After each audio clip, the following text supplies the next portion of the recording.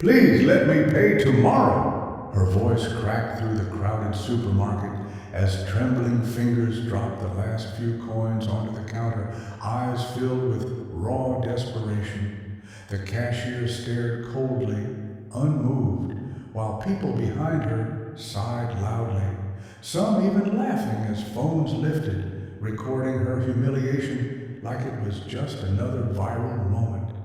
Before we dive in, let us know in the comments what time is it and where are you watching from. Let's start.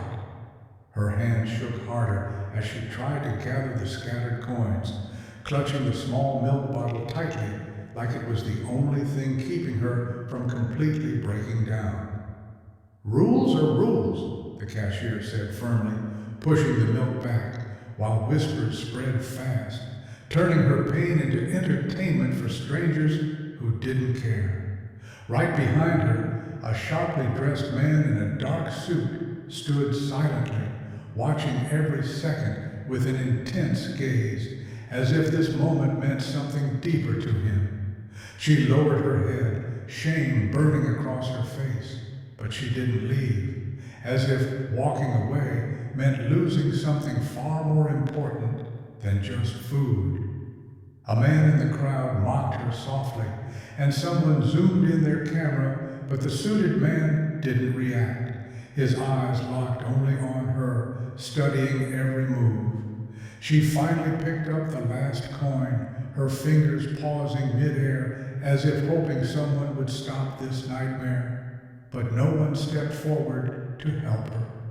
But what no one realized was that the man watching her wasn't a stranger at all, and this moment was only the beginning of a truth far more shocking. She sat alone on a broken park bench, gripping the milk bottle tightly against her chest like it was something priceless, her eyes scanning around as if hiding a secret from the world. Her stomach growled softly, but she ignored it, opening the bottle slowly, her lips trembling. Not with hunger, but with a painful decision she had already made inside. Just as she lifted it, a weak whimper stopped her, and her eyes shifted toward a small, injured stray dog lying near the bench, barely able to move. Without hesitation, she rushed toward it, kneeling on the cold ground, her hand shaking as she gently lifted its head, her own hunger completely forgotten in that moment.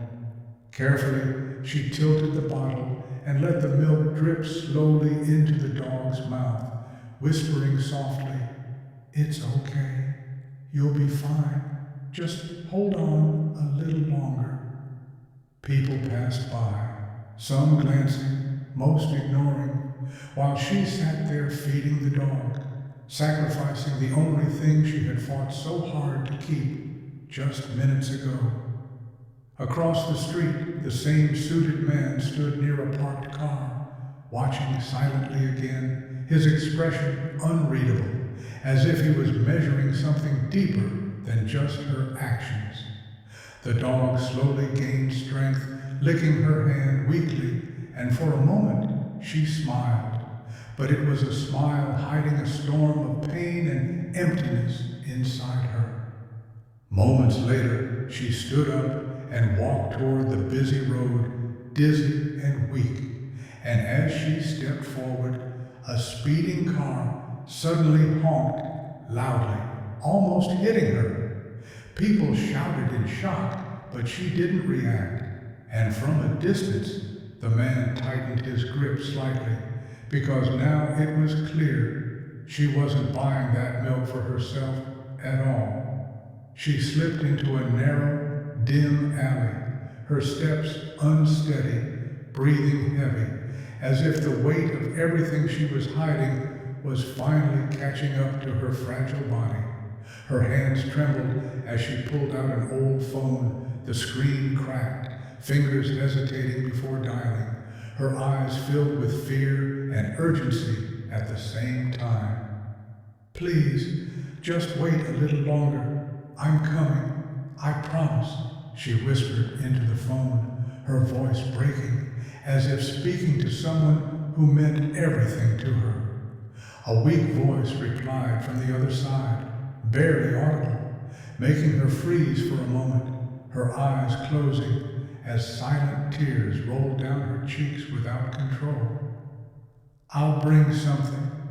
Don't worry. Just don't sleep yet," she said quickly, forcing strength into her tone, hiding the truth she didn't want them to feel.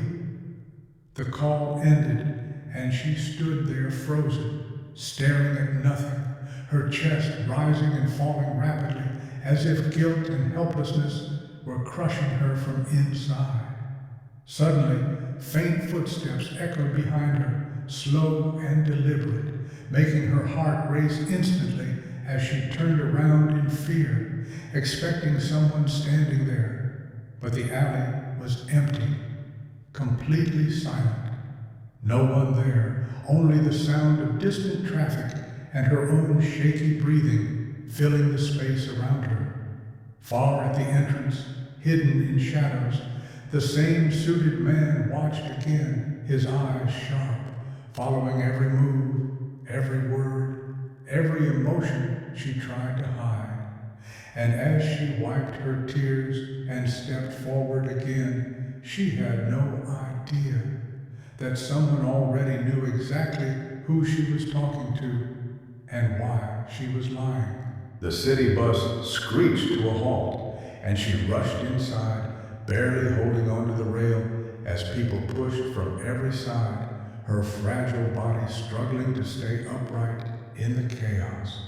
Sweat and noise filled the air, strangers arguing, phones ringing, and she stood squeezed in a corner, clutching her small purse like it carried her entire world inside. Her eyes stayed low, avoiding everyone, but her mind raced, thinking only about reaching on time because someone out there was waiting and couldn't wait much longer. Suddenly, a rough hand brushed past her, quick and unnoticed, and within seconds, her purse was gone, disappearing into the crowd before she could even react. She froze, then panicked, searching around helplessly, her breath turning sharp as she realized everything she had, the little she owned, was just taken away.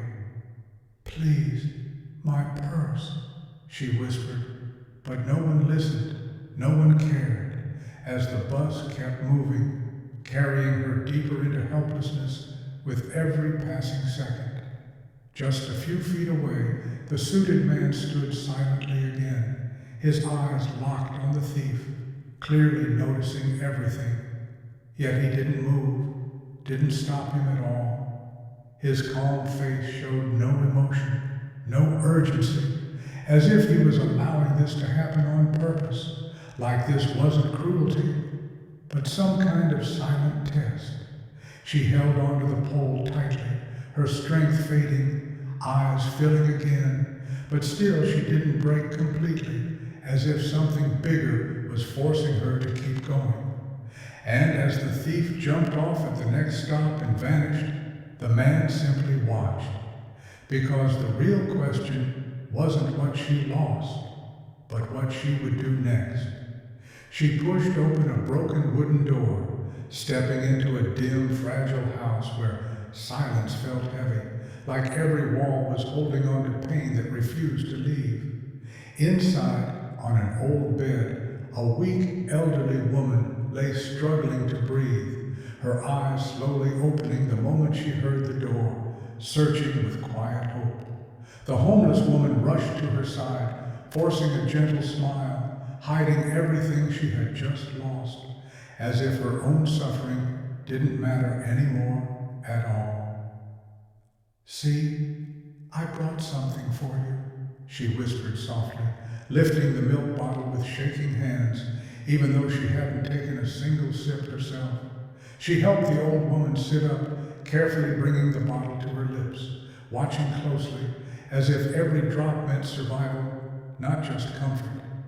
The old woman drank slowly, then looked at her with tired eyes and said, "You didn't eat again."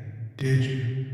Her voice filled with concern and quiet pain. She smiled again, but this time it hurt more because it was a lie she had repeated too many times, sacrificing herself again and again without a second thought. Outside the cracked window, hidden in the fading light, the same suited man stood still, watching this moment unfold, his expression finally shifting slightly. For the first time, something in his eyes softened, but he still didn't step inside, as if he needed to see more before making his final move. And as she sat beside the old woman, holding her hand tightly, she didn't know.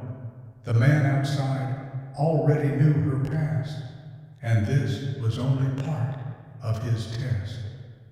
Dark clouds burst open, and heavy rain poured down as she ran through the empty street, her clothes soaked, her breath uneven, holding on to hope that was slipping away fast. Her eyes searched every shop, every corner, but she had nothing left to offer. No money, no strength. Yet she kept moving like stopping would cost someone their life. She reached a pharmacy window, knocking weakly. "Please, I'll pay tomorrow." Her voice almost lost in the sound of rain crashing against the ground. The man inside shook his head firmly, closing the window slowly, leaving her standing there, drenched and shaking, rejected once again by a world that showed no mercy. Her eyes barely opened as she whispered weakly, "Why? Are you helping me?"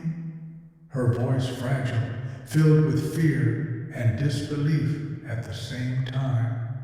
He didn't answer, just looked at her silently, because the truth behind his actions was far deeper, and she was about to face it very soon. Inside the luxury car, silence felt heavier than the storm outside as she sat soaked and weak, her eyes filled with fear, unsure whether she was safe or stepping into something unknown.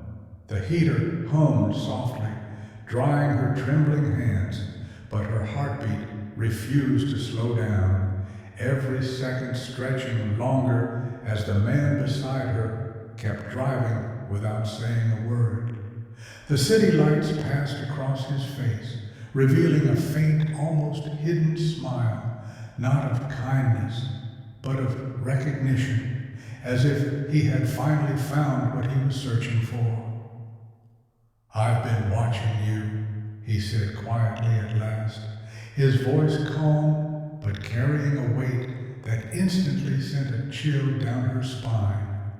Her eyes widened, confusion turning into fear, her mind racing through every moment of the day, trying to understand how deep this situation really was.